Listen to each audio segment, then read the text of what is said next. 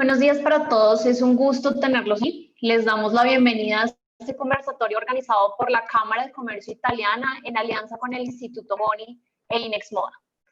Vamos a conversar acerca del renacimiento en tiempos de crisis, el Made in Italy.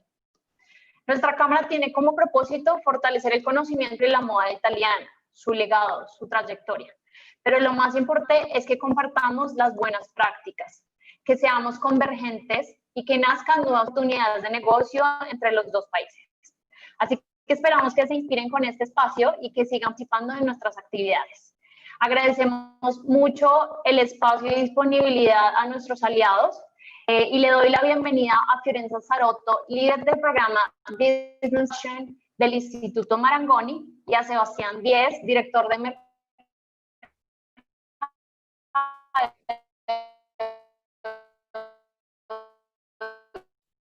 Siéntanse libre de hacer sus preguntas también en español. Muchas gracias.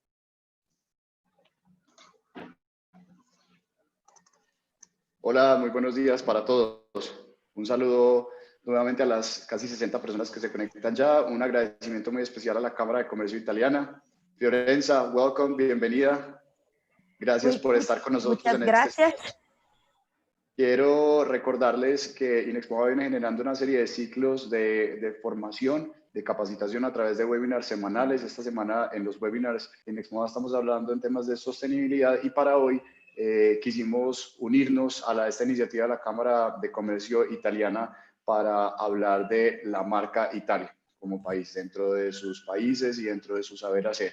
Parte de la sostenibilidad de las compañías está dada por la innovación y hoy Fiorenza nos va a hablar un poco sobre la innovación que trae esa marca que tan reconocida a nivel mundial, que es la marca Italia, y cómo la han potenciado y cuál es esa historia. Al final del conversatorio vamos a tener una sesión de preguntas. Quiero recordarle a todos que este conversatorio va a ser realizado en inglés por Fiorenza. Me corrigen de la cámara, por favor. Va a ser realizado en inglés. Al final de la presentación de Fiorenza, entonces estaré haciéndole las preguntas que ustedes nos estén haciendo a través del chat público, que recuerden pueden presionar el botón de chatear que está en la parte inferior y pueden dejar su pregunta públicamente, o también la pueden hacer a través del botón de preguntas y respuestas que está también en la barra inferior de comandos. Al final de la presentación estaremos conversando con Fiorenza, resolviendo sus inquietudes. Pueden hacer sus preguntas en inglés, en español, pero toda la conversación con ella se va a desarrollar en inglés. Este conversatorio también va a quedar grabado y va a estar mañana alojado en el canal de YouTube de Inexmoda, o si lo quieren repetir, y va a estar también subtitulado. Y agradecerles nuevamente por conectarse, nuevamente Cámara de Comercio Italiana, muchas gracias por la invitación, contar con nosotros, a Fiorenza por tenerte, y sabemos que vamos a aprovechar mucho este contenido. Vale, Fiorenza, it's all yours, welcome. Okay, it's sorry, but my Spanish is not muy bueno, so I'm going to talk in English, or in Italian I think is not the case. So I'm going to share my screen. Welcome, please interrupt me, then it will be more a session for question. I'm coming from Italy. I work for Istituto Marangoni, that is a fashion school that is very much close to companies and to different Italian brands. My role is to be the program leader, so I coordinate the master in fashion business. So the idea of today's presentation is to talk briefly about why we are always talking about made in Italy, and made in Italy seems to be very good in this moment, and a sort of magic word, and try to understand what's behind the success of Made in Italy, how this success was built, and especially in this time where everything seems to be put in discussion, I think that in Latin America, you are now facing what you faced a few weeks ago, that is the big peak of COVID, and so everybody's worried about this, how let's say the hard time and the challenges were really present, and just to understand how the companies, the brand, and the people can face this kind of issue and do something that is, let's say, really different from what is normally considered the normal period. So what I'm going to talk to you, it's a little bit, let's say, a sort of trip in the time. I'm going to talk to you about when the industry started in Italy and when the fashion became part of our heritage and world, because maybe is not obvious. You see what is now, but what's the past. Then we are going to talk about what at the beginning Italian company did that was just about exporting, and we will try to understand what was the big difference. So the capability of moving from an idea of producing to an idea of brand and what's behind the brand. To try to understand the key, let's say, possible mistake, but also the key factor of success that are, by the way, the one that are now company really working on during this new crisis. Okay, so let's start from a trip that starts somehow, let's say, 60 years ago. Italy, before the Second World War, so before the 50s, it was a poor country based on agricultural work. The most important employer was really the nature, because the most part of people were working in the field. And before the 50s, a lot of people were moving from Italy in other countries. I use the example of some facts. There were 9 million people leaving Italy because in Italy there was no work, because of the difficult, let's say, working condition, the difficult weather, and also for pandemic, because the most part of immigrants went out from Italy during the period of the last pandemic, that was what we call the influenza spagnola. Probably you heard about this. It's not the case if the Pope is called Bergoglio. The Pope is, the father was an Italian immigrant coming to Argentina because there was no work, and the old brother of my grandfather was doing exactly the same, moving from Piemonte to Argentina. And so people were living, and let's say it was really an underdevelopment country. What's changed? What's happening in the 50s and in the 60s? It's what we called the Italian miracle, the boom. During this period, the most part of the brand that you know, that you see are, let's say, expressing the made in Italy were born. What we discover in this year, what we call the domestic market. So the Italian market, what's happening? It's happening that after the war, the people were moving from the fields to the cities. And so a lot of people to dress, a lot of people to feed, a lot of people to give instruction. And so it was also the age of urbanization, because people move from small places to big cities. Personally, I'm from Turin, and you can imagine that Turin, that was a city with 100,000 people, was transformed in a big city with close more than 1 million people, thanks to the fact that was Fiat, and so was the car. So there was the born of the factories. if you think about a lot of products that you know everywhere in the world were born in this moment. So if you see, it's a completely different story from the one of France that, for example, was already creating luxury product 200 years ago. So if we think about, I use some categories that are completely different. So I use Vespa, Nutella, Fiat 500, or the big industry of, let's say, home appliance, or Barilla, the food. The idea was we move from everything that is artisanal, is done for, let's say, in workshop, and then to become industrial production. And what about fashion in this year? Fashion in this year was really booming because before it was not industrial. Before it was something that was linked to the creativity, but was really not done in plant.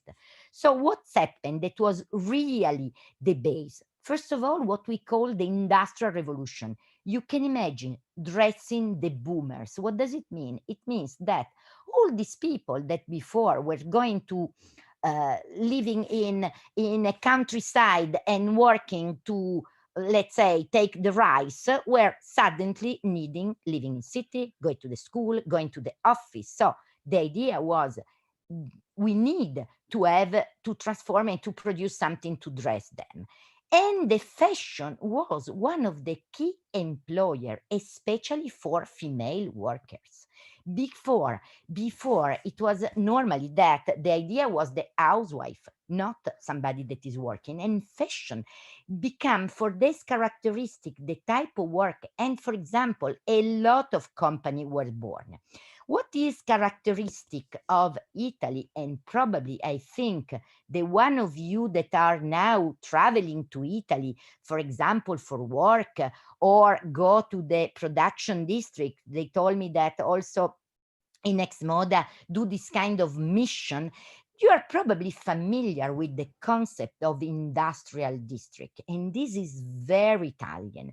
What does it mean? It means that move in this period in specific region, there were created people that were capable and very good in producing and doing something that is very special. For example, in the market, the district of the shoes, or in Emilia-Romagna, the district of knitwear.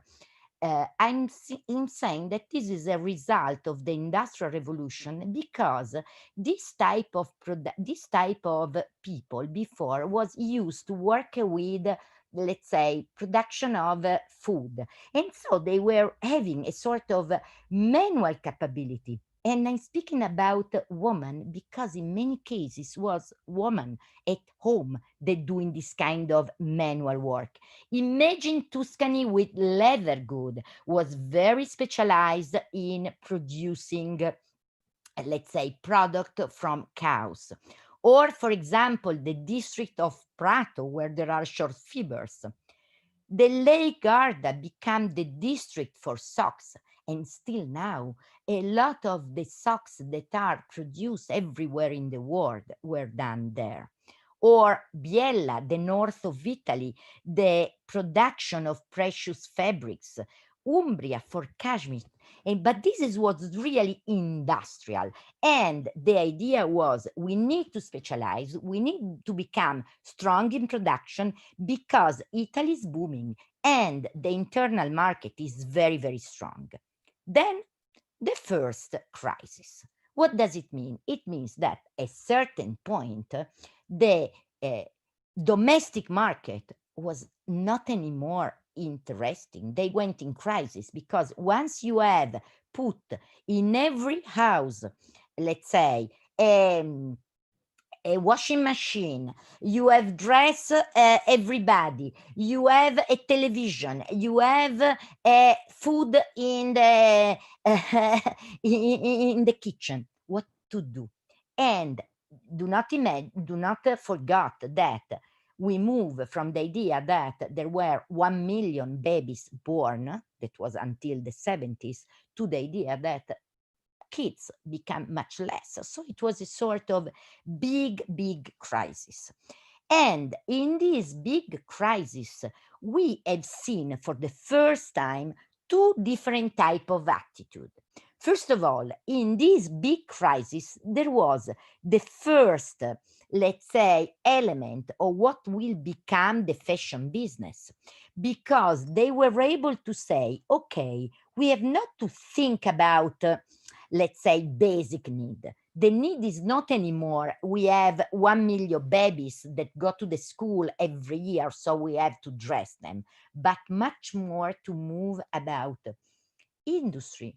And fashion is not about, let's say, covering people. It's about working on more sophisticated idea. And in this idea, management and also money become very, very important. It's not the case that the origin of the fashion business is in the years and can be considered with the first people that were called stilisti. I don't know if you ever heard this Italian name.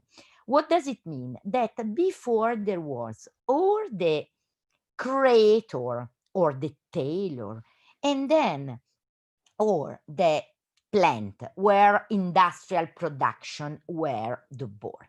The idea of these people, let's say Armani, Versace, Ferré, the first pioneer of this was about, we are going to do something that has the same quality and idea of the haute couture that is done manually by somebody, but is covering much many people and nothing to do with the idea of just producing products, but there is an idea of making this feasible. And in this moment, what we can say that we have seen completely two attitude in Italy in facing the crisis, because the main attitude was what we have to do, export, and then industrial crisis. What does it mean? We need to go to sell in other country, and on the other side, oh my God, we are not anymore a poor country, so people is paid a lot, we need talent, we need management. So what does it mean? That our product become very expensive. And one of the risks was that doing this, it was impossible to compete in a global market if you are a country where you want to maintain quality and standard. And also the Italian company, one of the characteristics is that they were very small compared to the giant, and a little bit is our attitude, very independent, everybody to want to do everything that is different from the other one. We are not very good in, let's say, working together and collaborate, and this was a real disaster. Many companies were showing a strong creativity but a limited management. Do not forget that in this time, during this year between the 90s and 2000, a lot of Italian historical brand and reality were becoming part of what? Big conglomerate. What's Gucci was a bad company in terms of creativity, or Bottega Veneta, or Loro Piana? Not at all. But now these companies are not anymore Italian. They were both by the French conglomerate because they were very strong in terms of creativity, but not able to manage, not able to compete. What was different, the attitude from the other one, was really this one. So my first point that I want to share with you is to avoid the mistake done by many companies during this year, and still a sort of risk that it's always present in the Italian mentality, and I think very common. One of the mistake is the culture of export, the lack of marketing. Think just about the volume. Doing this, you are going to destroy your business. I use an example that is not fashion, but that I think it's very, very easy to understand. Normally, when we talk about wine in many markets, the idea is, oh, French are marvelous. In many countries, there is a shelf where you find Italian wine, and that is a Spanish wine and other wine, and then French wine, like the top. In the reality, one of the errors that was done by the company, that initially they were deciding, okay, we need to sell a lot of wine in international markets. So what you are going to do? We are going to do low price and sell everywhere there are, for example, our immigrants. I use this example because this type of packaging done by the Chianti, that is a fantastic Italian wine, was to do a big quantity to be put in low level restaurant just to sell a lot of volume. And now it's impossible to position anymore an Italian wine and a Chianti with a high level. And so one of the error is I just think about a lot of production, lack of marketing, only volume. Second mistake and difficult, a lack of understanding of the market. Is like when you go to the airport, there is not the international destination. So one of the error was, now we have to start selling abroad. Where? Everywhere. This is impossible. You need to understand that working and developing a product in other countries require a deep understanding of individual market, a deep analysis. You cannot just start selling. And this part was one of the mistakes. They start, okay, let's start selling internationally and, for example, doing 10 trade fair. No, you have to be very focused. The third mistake was about delocalization, moving plants for reducing the cost. One of the big mistakes done by many companies in every industry in Italy was looking for producing in other countries. The result was really distraction of the quality and the lack of real capability. So they were not able to anymore work on the, let's say, hands and real know-how that was in this famous district. So this was the third mistake, to get lower price, go in other countries.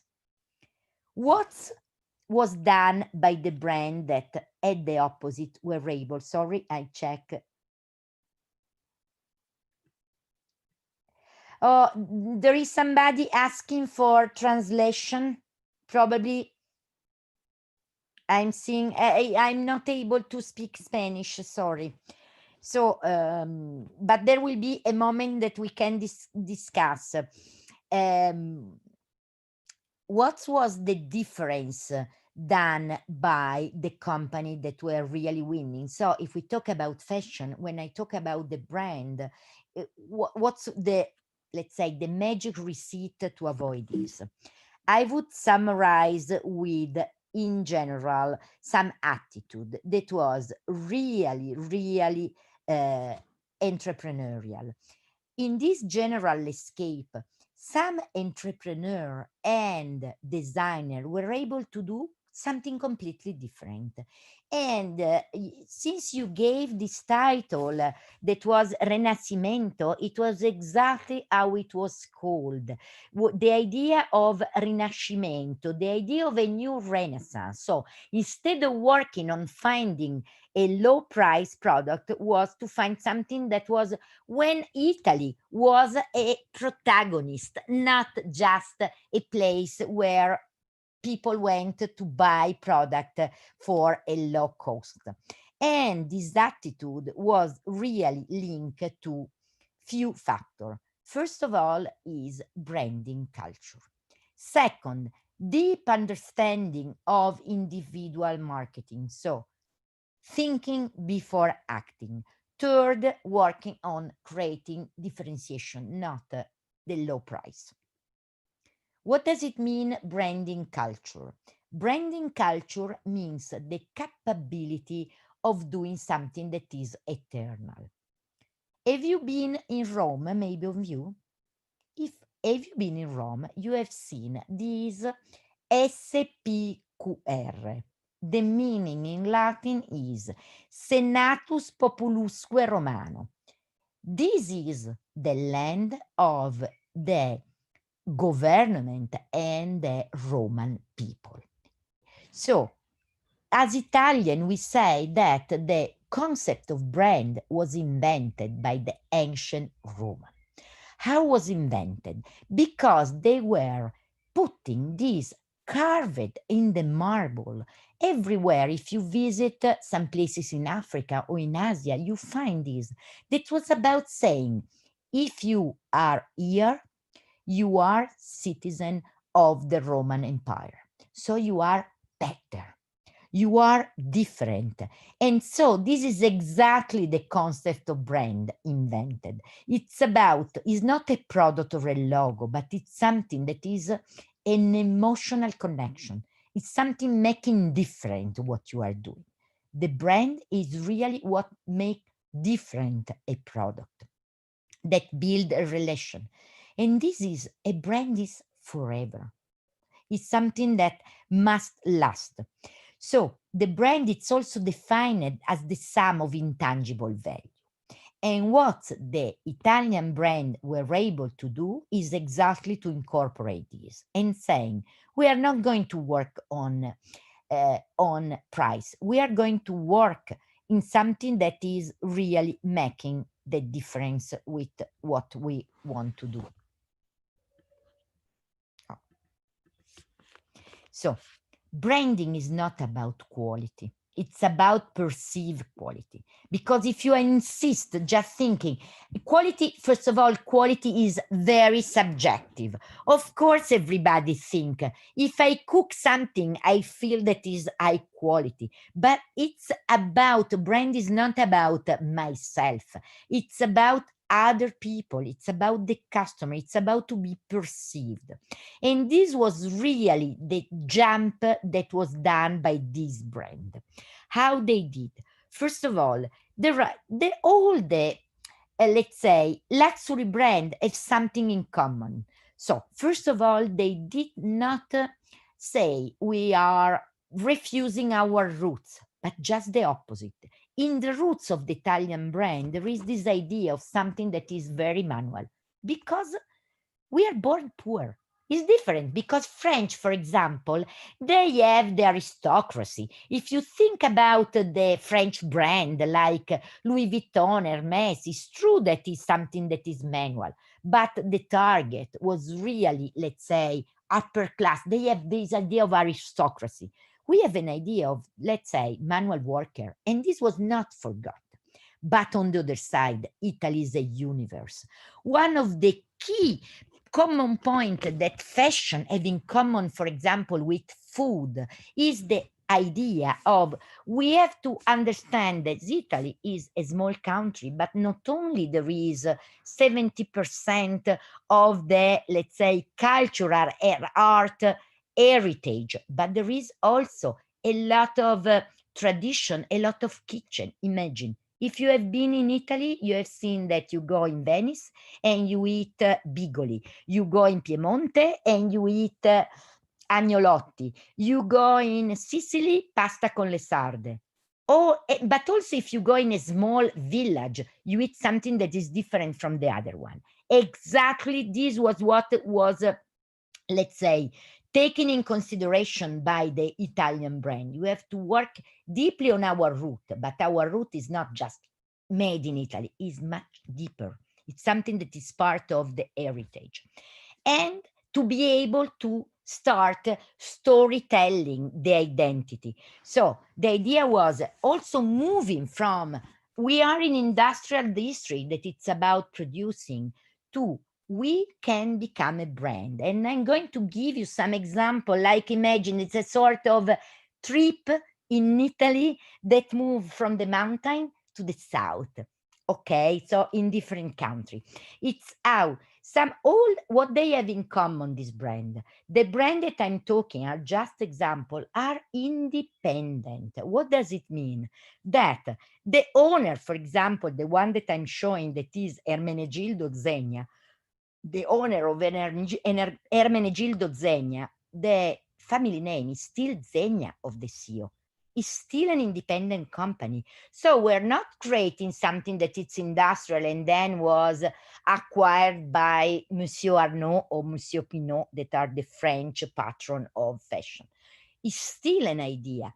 And Ermenegildo Zegna started his company more than 100 years ago in the Italian mountains, in Biella. It was an original, a district, but he's really created something that was moving from producing. The idea was, we are going to do something for our territories. We are going to build a company, a plant, a factory, a school, houses for the workers.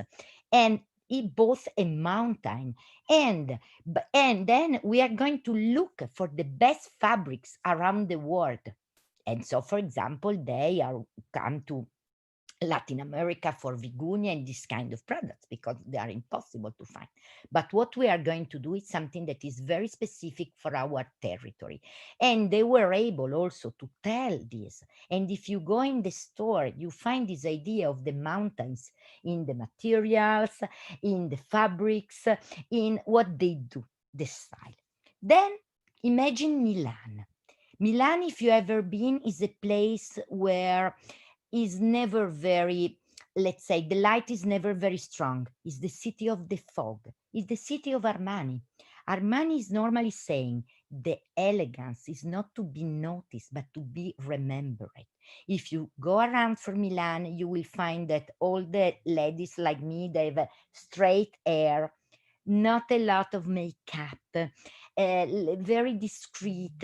Everything is very rational, and it's exactly what is available if you enter in a store of Armani, and it's the identity. The Armani building is this idea of rationalism, that it's a, let's say, architectural style, and the corporate museum is called Armani Silos. A silos is a place where you put raw materials. So this idea of is going to be part of this. It's a storytelling of a city that it's exactly the opposite if you go in Sicily.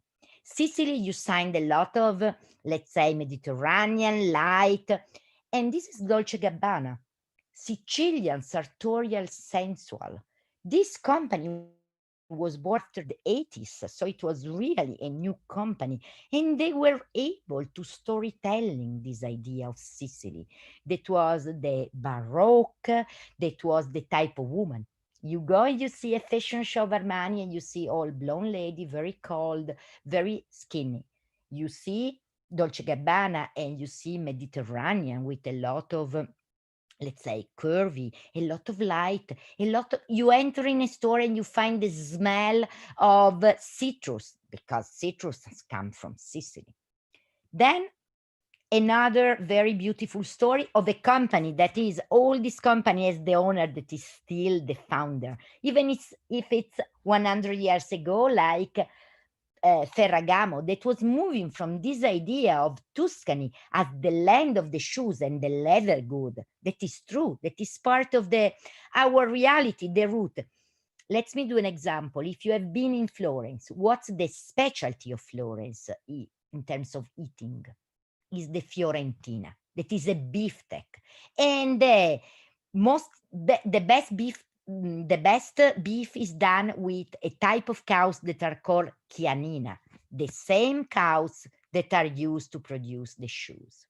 So with this, he moved to Hollywood to create shoes for the celebrities of the movie industry.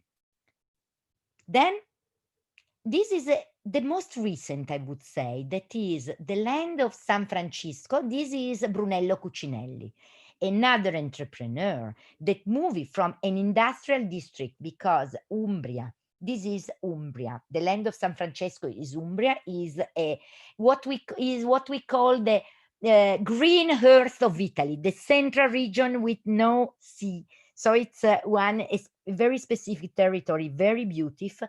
Beauty. He said, from an industrial district that was working with cashmere, let's say very manual, creating a brand that is traveling the world with the spirit of doing something that is very high. So moving from producing to doing something that is very high. I would say that this idea of moving for the brand, I put one because I think is the main point. Second point, study. Deep understanding of the different market, because there is not the export. The same market is not working for everybody. I'm going to give you 3 examples of different Italian companies, Italian brands that were able to export in different places based on their identity. Let's say Ermenegildo Zegna, they were producing formal menswear. And the key idea was 30 years ago saying, we are producing formal menswear. We give a lot of importance to fabrics. We want to do a very expensive product. We understand that the Western world is looking to, let's say, more informal, casual wear. Where is the place where still there will be millions of businessmen dressing formal? China. And they went to China 30 years ago. Giorgio Armani think my style, my identity is probably not suitable for places that are very show off. So the first market that they were aiming was Japan. Very straight, is not for curvy woman. Just the opposite of Intimissimi, that it's an important entrepreneur born on one of the district that was the district of socks, that's saying now Intimissimi, that is the Calcedonia group, is one of the biggest company in Italy in fashion. It's an house brand having Intimissimi, Tezenis and Calcedonia. And since they are working on underwear, they said, probably starting from Italy, we are much more suitable for entering in Brazil, because the shape of the people is now the biggest country for them, Brazil. So there is not the right answer, but you have to have a deep understanding of this. And I can assure that this is one of the area, for example, where as Istituto Marangoni, we are giving more consultancy to the company, also the students. The company come to us for, let's say, company brief, and what they normally ask, please, to our international students, please help us in understanding the market, because there is a quantitative and qualitative understanding. And yesterday, when we discussed with Inexmoda, they told me that it's really exactly what they do, or what's the Colombian Chamber is doing. I work with a lot of other Camere di Commercio. It's exactly one of the key points. Do deep understanding of individual marketing. Third concept, very important. I know that is difficult in time of crisis. Keep the price. One of the key idea behind the Made in Italy is that the product that are selling more, that are the brand ambassador, they are costing a lot. Let's let's think that when we talk about Vespa, when we talk about a Ferrari, and when we talk about the one that were able to export the wine, they were the one that were saying, this is going to be our price. So I use Gaia, that it's an entrepreneur that was able to say, we are going to become the most important wine producer. Is not because we are going to sell the Chianti with the Fiasco for low price. Exactly the same if you think about the Vespa, that is now the most sold scooter worldwide. And the price of a Vespa is really double. I'm not talking about Ferrari, because maybe Ferrari, you say it's for rich people because the absolute price is very high, but Vespa is for everybody. Now I have a Vespa, and when I go around in the world, I feel and I found a Vespa in a city, I found really proud of this. And I think to be proud, you need products that are high quality and brand ambassador.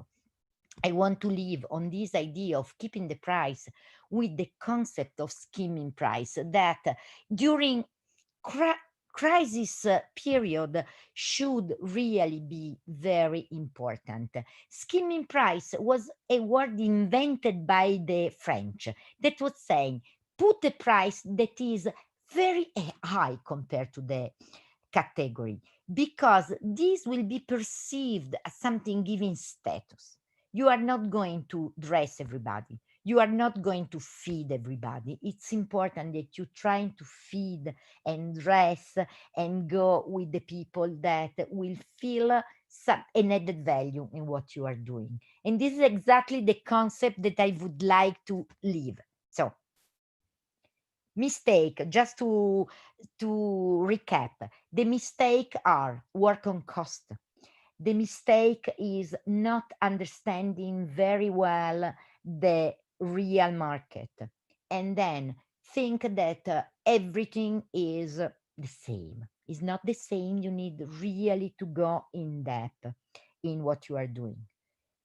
Build the brand, start working in, give the time to understand very well, because sometimes there is the idea that now everything should be very fast. It's true that you have to be fast, but do not imagine that is about launching a lot of product and be fast. It's about doing the right thing. And this, I think, it's a little bit the learning that I would like to leave to you. I think I kept the time because you told me around 30 minutes. So, please, what do you think? There are questions? Fiorenza, Tell very me. interesting. Nice meeting you. Very nice meeting you. Thank you for all the information. Are you done with the conference, or can we go on ahead with the questions from the No, audience? you can talk with the question. I see. Great. One of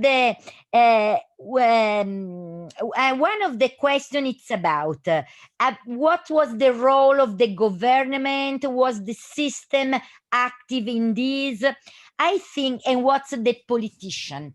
I think that in general, let's say that despite a lot of word, I would say that in not many situations, the politician and government was really helping. What was different was the role of the entrepreneur. So there were a lot of entrepreneurs that were really behaving in this. Now in Italy, and then some companies that were able to start working together and cooperate. So probably it's more the, let's say, a positive role of Camera di Commercio, Camera Moda, the industrial support, then real big government support. What we have done, and every time you talk about what they are doing, is not a lot. Of course, some agreement with some nation was really supporting. For example, some role with China was important. The fact that they were removing removing some barrier. But let's say that Italy is done by many independent people with a very independent attitude. Okay, Fiorenza, thank Yes. you for all the information. Don't worry about the Spanish. I'll be taking the questions for you. So Okay. don't you worry about the language, okay? I'll be taking the questions from the audience. I'll be translating directly to you. And I do want to take a few minutes to talk about all the information that you just gave us and maybe give out a few tips to all the people that are listening to this conversation, because I think the similarities between what the story or everything that's been going on in Italy is very similar to that story that's been happening in Colombia, not only for the past years, for decades almost. So I want to go back to your presentation because you gave out a lot of interesting tips based on the experience of Italy and what your country has gone through, which is very interesting. First of all, the concept of the Italy brand is not only about fashion. It also covers, other industries, which is pretty amazing to me. It's a very national, let's say, emotion and a very national passion about what you guys do. And it talks about fashion. Well, it I would impacts say fashion. food. Yeah, Food and food is very beverage. important. Exactly. Automobile industry is also very impacted by the Italian, let's say, pride. How was this movement created? Was this, let's say, a national pride that started in a specific region? How did this start? I would say that for food, for sure, because it was behind the movement of slow food. I think that the slow food movement was the one that was really moving and changing something. It was not governmental, and it started in Piemonte. So I would say that for the food, and it's not the case that, for example, the one that were able also to position the wine was, for example, Gaia, that is from Piemonte, with Barolo and this kind of stuff. And again, is from Piemonte. Also, if you think about Italy, it's a giant retailer now opening in New York, Chicago, Shanghai, that was about local excellence. So the movement of slow food was born and was like this. While I would say that for Italy, on the opposite, everything was a little bit more orchestrated by Milan and the city of Milan, and also Camera Moda that is working from Milan that was able to involve. The other phenomenon, it was about this part about the production district is very important because normally each production district was able to do the jump, finding one entrepreneur. And this is not a case that I talk about. Biella, it's Zegna. Milano is Armani. Then I would say the district of Soc is Intimissimi.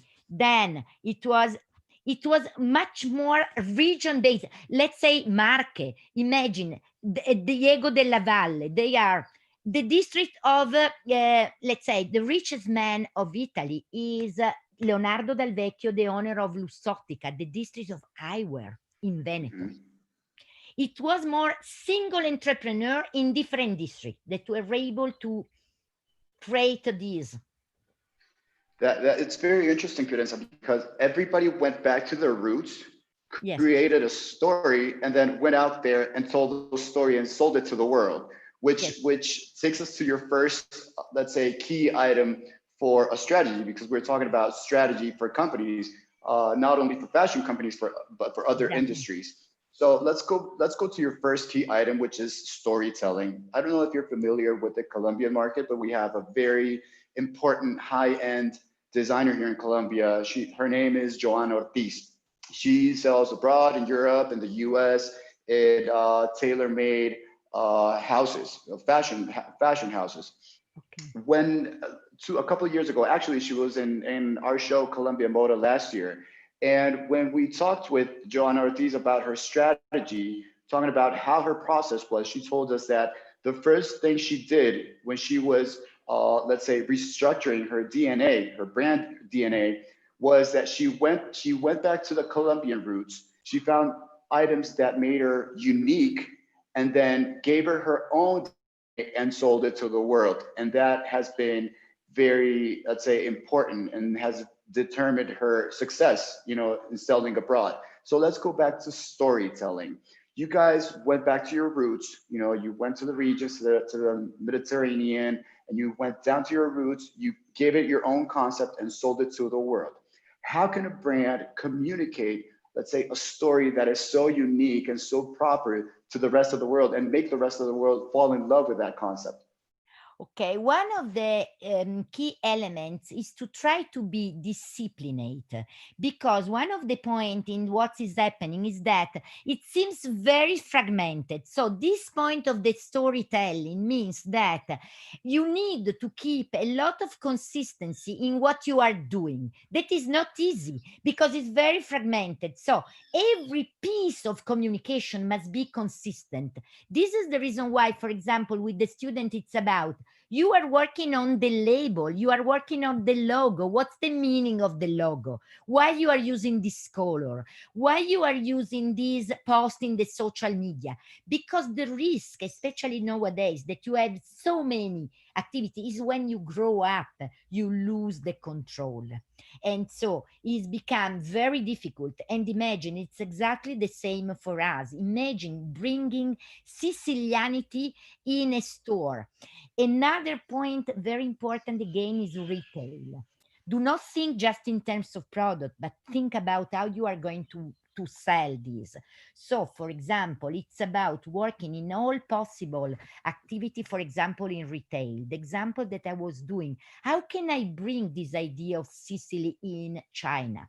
Probably using citrus in the point of sales, making sure that all my people are able to talk about this. It's exactly about the food. Imagine the concept of trackability, the concept of, let's say, product life cycle. It's about understanding the root. And this is also back with the idea of sustainability, because otherwise the risk that become very superficial. It's become like, okay, it's biological, it's organic. It's about recovering this root and making the customer part of this. And again, social media play an important role, for example, in this. And what we have seen in the last year also, that it's about developing content. Let's say that again, one of the most important, if you think about the type of communication tool that are now more important, are the on media. There is a lot of corporate museum going around. A lot of things that I know, I tell when I do this kind of stuff, is because I visited a lot of corporate museum. The one of Ermenegildo Zegna, the one of Armani Silos. And it's about recovery, understanding, for example, and be able also to understand the roots of the product. So it's absolutely correct what you are doing, but it's important to be a little bit disciplined in building this, because it's much easier to pay and at a great advertising than having a strategy where every piece of content, like a fashion film, like a storytelling. If you see also the most important trend in social media, it's about showing the hands of the artisan that do something, showing the story. That was a little bit of technique that was used, for example, in wine, showing the face of the people that are really the people working on this, saying that behind a great wine there is an enologus, so a person that is, it's exactly similar in this. Is it sometimes for fashion designer means saying that it's not just a piece of creativity, but it's a piece of culture, because only with this I'm going to pay and use this skimming price. Because the Vespa is not going to be paid 4,000 euro instead of 100 euro of another, let's say, scooter. Is because it's a piece of history of Italy. It's not because it's worked well. Exactly, and it's the entire concept behind the brand that you're selling. I mean, the product in terms of functionality can be exactly the same, but it's the story and the whole concept behind the product, the one that you're selling. Marcela Vargas from the audience right now is asking for the key factors of success. I want to remind Marcela that the three key factors of success. Let's see, Fiorenza, if I learned. Let's see if I learned. 1, storytelling. 2, understanding the individual market. And 3, keeping the price. Exactly. Am I right? Exactly. Okay. So those are the key items. Right now, we're talking about storytelling. I want to tell you a little bit about what's going on in the Colombian market. We have a lot of brands and we have a lot of branding culture. You know, brands are very creative, and we have a lot of local brands that have earned a name in the Latin American market, and that are very well known for their quality and for, you know, their fitting and for the concept. However, we do have many other brands that consider themselves having a brand only because they have a label, yes, or only because absolutely. they have a logo. You mentioned that before. I think, can you give out like some tips to the people that are listening to us right now? Because having a brand is not having a label or yes, having exactly. a logo. It's about many other things. First of all, the brand, it's about having an emotional connection. So somebody that is saying what you are standing for. So it's not a logo, but it's about a relationship. This definition, I come from Disney. So it's a company that is absolutely not a fashion. And the definition of the brand is an emotional connection is the one that we used in Disney. It's about the fact that is the moment, and the moment of the brand in Disney was when the kids are in the cinema, there is the castle, there is the light going out, and the kids say, oh, this for us was the moment of the brand. I think that everyone should think about what is saying, what's the moment of the brand. So it's not about thinking about ourselves. And sometimes one of the points is also to be critical, to be able to say, let's say if I take out the label from my product, from my store, it's going, what's passing? Mm-hmm. And I think it's very important. That's very important what you're mentioning, because it's about having obviously a product with characteristics that resemble your DNA and what you're trying to communicate. But you also have to think about the touch points where you're going to generate that wow moment. You know, it's either in your communication, it's either when you walk into a store, or when you try the product on. You know, you have to think about the touch points, if I'm understanding correctly. Exactly. And in this moment where the touch point, even if you're a small brand, are very fragmented, it's really important to keep this consistency. So paradoxically, today, brand management is more important than before. And very often, brand management is really the idea of drawing a creative logo. And so, for example, it's about understanding very well the meaning.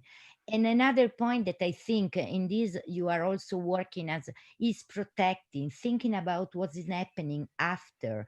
Because it's true, I'm not so familiar with Colombia, but I have been, for example, in Brazil.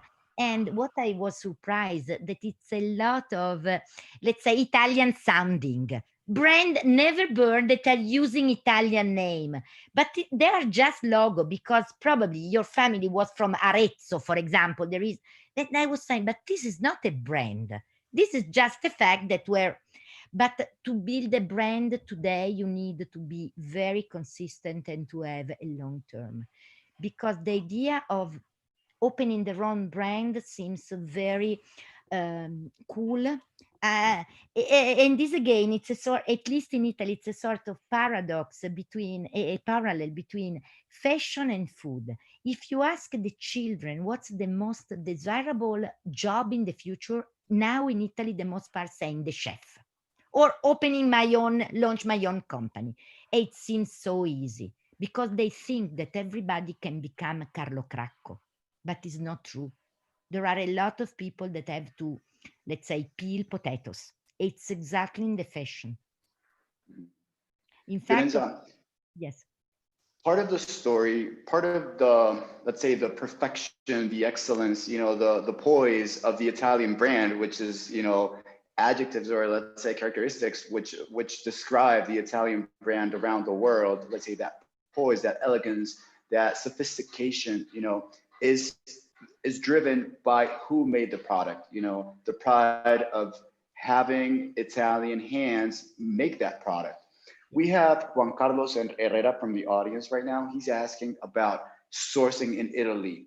He's asking if you think that after the pandemic is over, the brands are going to quit sourcing in Asia and will go back to Italy, or how do you see sourcing with the brand? Today was one point of the premier in the speech that saying we believe that after the pandemic we are going to ask for reshoring.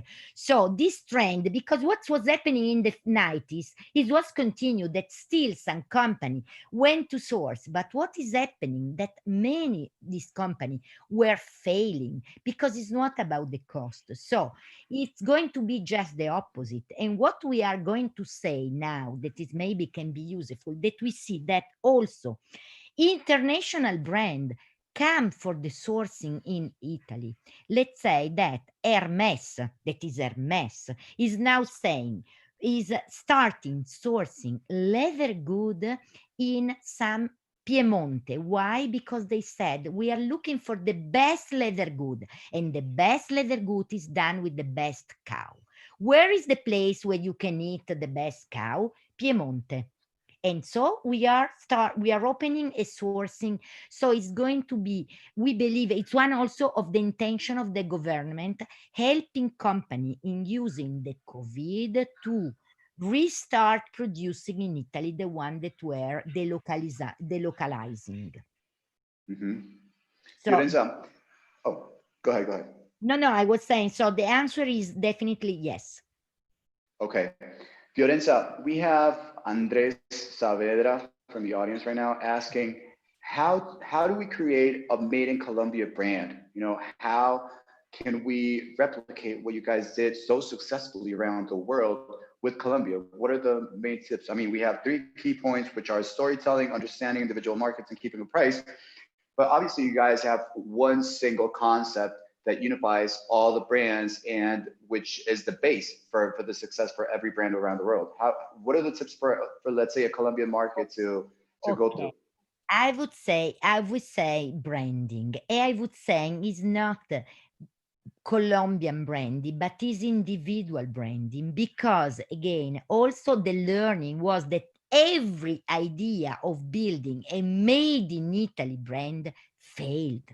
There is not a made in Italy brand. Let's say that also in our communication strategy, normally the sourcing in Italy is just what we call a reason why for doing this.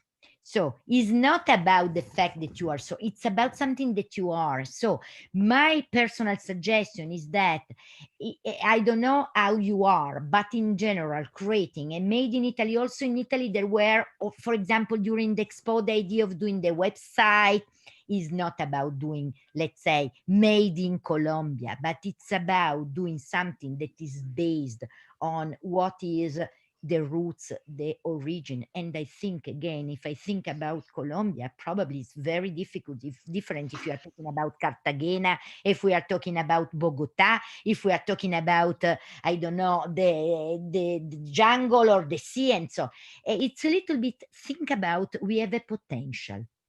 And this is exactly what, we are not a production country. We don't want to give to the international people just our hands, but something more.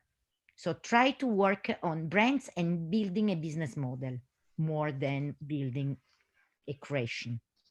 It's true, because many of the times when we think about nationalist campaigns, we tend to go to, let's say, the logo of the flag just on the label or on the packaging or on the windows of the store, but it's more than that. It's more than having the flag of your country stuck to your product. It's going back to your roots, creating a story around the roots. And, Italy, we're very similar in the sense that we're very diverse within our countries. We have different regions and we have different stories to tell. So we have many stories to go to that can make our brands unique. So if I'm understanding you, it's not about having the Colombian flag on a product saying it was made in Colombia.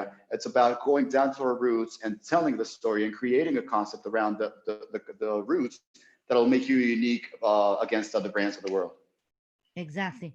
It's like when you go, for example, we have not the idea of Italian restaurant, we don't like because there is not an Italian restaurant. As I'm from Piemonte, if I go to see the Italian, I do not like because if I want to eat pizza, for me, pizza is from Napoli. If it's exactly the same. Mm-hmm. That's very interesting, very, very interesting. And it's understanding the values, the true values that you want to go back to, and just taking them out there to your customer, with the product, with the communication, with everything that's going through. I have one last question about storytelling. Do you think that this Made in Italy concept was created spontaneously?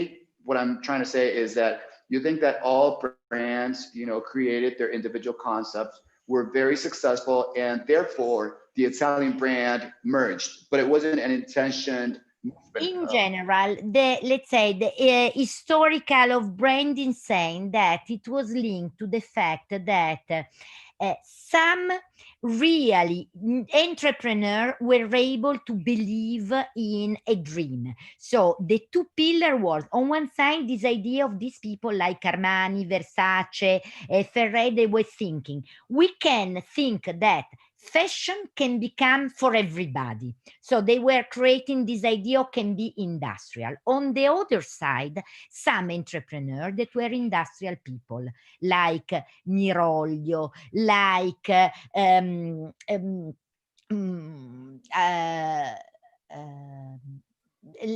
one that were already producing fabrics, for example, or Missoni, or rather, that they put money on out of this.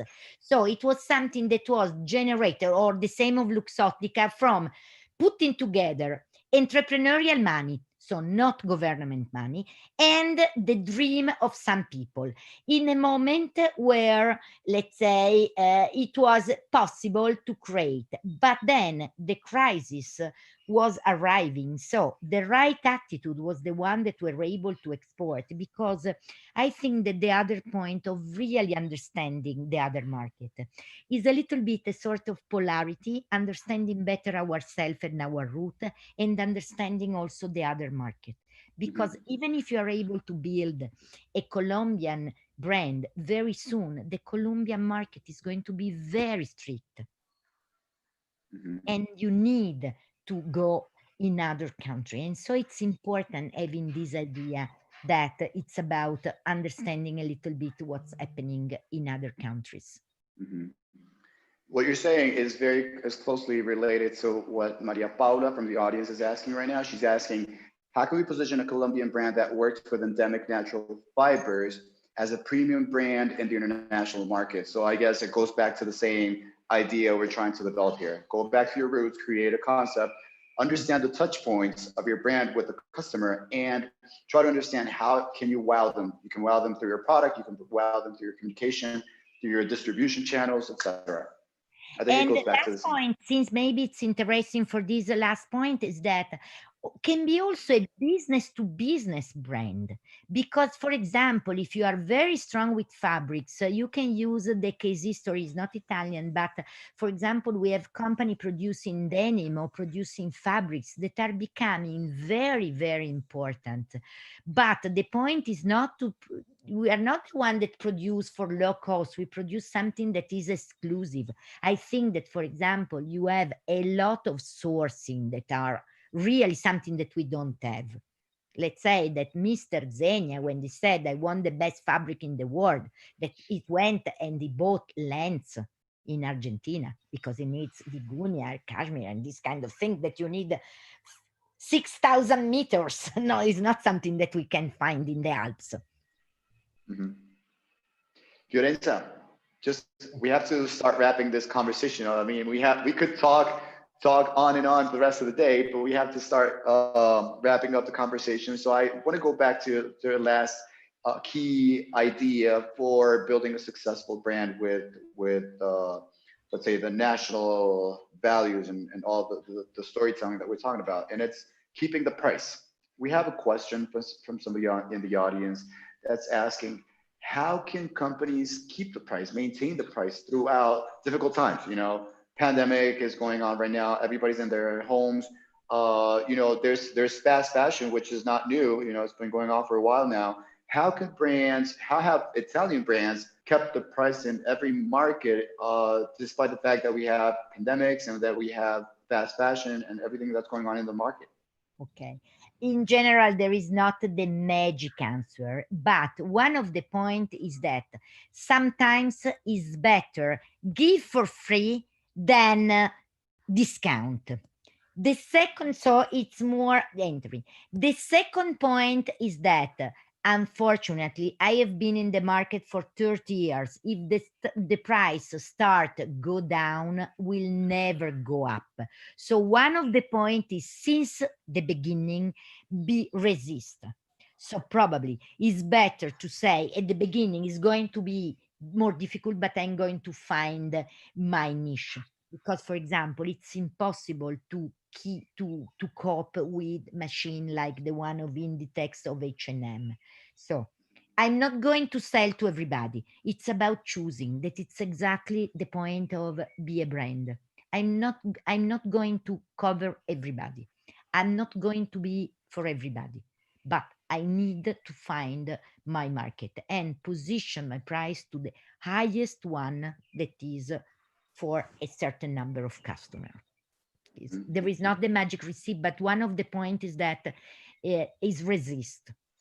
Yeah, we wish we could give the ABC of how to keep the price, exactly. But it's I think another question that is in Italian, that it's about how important is artisanal. Let's say that in Italy, in general, there is a coming back to artisanality, especially in terms of, let's say, working possibility. We believe that artisanal capability can be, for example, a very important resource for coming out from the crisis in terms of labor crisis, because we have also, as you have, a big point in terms of, let's say, unemployment. One of the activity to support the artisanality from our companies very often also working with the schools to come back to the idea that instead of being a terrible entrepreneur, is much better to be a good artisan. So to try to teach and keep alive these capabilities. For example, in the market, the district of shoes, there are schools dedicated, let's say high school, dedicated to teach to young people to use and to do. I think, again, this can be an important resource for fighting the unemployment. That's very interesting. Fiorenza, just to wrap up the conversation, I promise this is the last question to let everybody go. The conversation is very interesting, and there's a lot of ideas that we can just bring to our reality, because despite the fact that it's Italy and it's a European country, you know, there are key aspects that every brand should go to when defining their strategy. So I want to go to the last question from Rachel Boada. She's asking something that for me is very controversial right now, and it's about the cycles of fashion. You know, a lot of fashion brands are shutting down their shows or their runways. They're changing the fashion cycles. What do you see in the market right now? How are these brands coping up with the change in the dynamics? Okay, what we are seeing is that a lot of things were a sort of immediate reaction, because unfortunately, what happened in Italy, honestly, with the COVID was that it started before the crisis, because it started with the China. The fashion week, the fashion movement, the market is driven by China. So when discovered that the Chinese buyer were not coming, it was already a disaster, much before. So it was a sort of, let's say, let's start thinking, because probably what's happened is that industry, fashion especially in Milan, it's also an industry. If you think about the showroom, if you think about the agency, you think it's a real big business. So it's going probably to be, let's say, my personal opinion is that 80% is going to be very similar. Something is going to change in the sense that is going to be more, let's come back to the basic. So I think that again, in all these, probably the luxury will win more than the fast fashion. And the second point is that we are going to be back to an idea of retailer as an important point. This again is very controversial, but I think that, I don't know if you are now close in the home like we are starting going out. There are two human attitudes. Some people will say, I want to go out and I will go to finally I will go to take a brioche cappuccino. It's going to be marvelous. And other people that will say, I discover a different way of thinking. The reason why companies are destroyed is that in reality is not that it's changing the e-commerce. It's not the fact that people are not anymore going. So it's going to change a little bit for sure in terms of touch point. Retail will become much more a communication tool, the physical retail, than a retailer, but is going to rethink a little bit the mix of tools more than just the production, because at the end the production is going to be, we are losing a season. Oh my God, it's not tragic. And it's actually pretty amazing, because what COVID has done is that it accelerated the process. I mean, this is not something new. I mean, the physical store is not a communication point just because COVID came to our lives. Exactly. You know, the physical point, the stores were already a communication point before COVID, and we are having, let's say, we're going towards an omni-channel model. You know, having all the channels blend together to have one single experience for the customer. So I think we're just gonna accelerate the process. Is not changing in the fact that suddenly everybody is selling in e-commerce. Normally, I start the lessons with my students that are very young, asking which is, according to you, the percentage of e-commerce in the fashion industry nowadays, and the most part of them tell something like 80%. I answer, my God, it's not like this. Otherwise, they will not. It's less than 10%. And this 10% is done by giant company. So again, another learning is not about I create something creative, I put online, everybody can buy from everywhere in the world to my website in Colombia that I'm going to become the next Balenciaga. It's not like this. It's about building a consistent plan. True. That's very true. Fiorenza, thank you so much for being with us today and the Inexmoda webinars. Thank you to the Italian Chamber of Commerce. I don't know if you have any final words before we say goodbye to everybody. Okay. Thank you very much. I hope to invite me in Colombia next time. I really would like. I've never been. It's my dream. I read everything about Garcia Marquez, so it's my dream. You have to come. You have to come. It's an amazing country, and there's a lot going on in fashion, so you definitely have to see it one day. A todos los que estuvieron conectados, quiero agradecerles por estar aquí con nosotros, agradecerle a la Cámara de Comercio Italiana por esta vinculación tan importante en las sesiones, en los ciclos de webinars de Inexmoda, a Fiorenza por habernos acompañado. Les recuerdo a todos que el sitio de colombiamoda.com ya está al aire para todos los que quieran participar como oferentes o expositores en la plataforma de negocios. Ya lo pueden hacer, ya se pueden empezar a inscribir. También en nuestro marketplace, donde van a poder vender a consumidor final. Entonces, para todas las marcas que nos están viendo, quieran vender al por mayor, exportación o a mayorista, ya la plataforma está disponible. Y para todas las marcas que quieran vender a consumidor final a través de una tienda Colombia Moda virtual que vamos a tener, ya está al aire también, así que ya se pueden empezar a inscribir. Y para las personas que quieran disfrutar del pabellón de conocimiento Inexmoda PB, las puestas en escena de moda y la nueva franja de entretenimiento, ya también está abierto el registro en www.colombiamoda.com.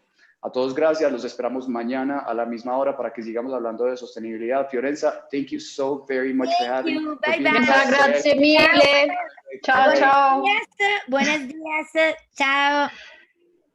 Grazie, Sebastian. Gracias, que estés muy bien. Arrivederci, Ciao, buona ciao. serata. Beh, buona serata per me. Ciao ciao. Ciao.